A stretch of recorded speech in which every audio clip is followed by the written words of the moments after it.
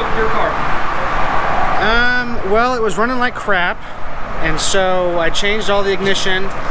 Still ran like crap, so then I started replacing the fuel injectors, and next thing you know, the whole top of the engine's off. So I saw that on Facebook. yeah, I'm gonna do a top end kit, I think. Okay. Well, I'm for sure upgrading to 24-pound injectors, but I took the old upper and lower off, and it's completely clogged with carbon and oil and blow. It's just, plus the back of the intake was like the Exxon Valdez hit it, completely covered in oil. So that's got to get fixed.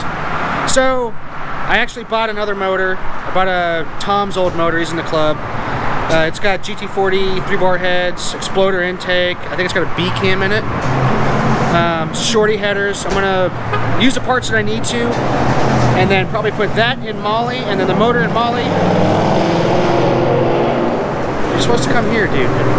The motor in Molly is gonna get rebuilt, and then I'm probably gonna buy a top end kit from Team Visions Racing.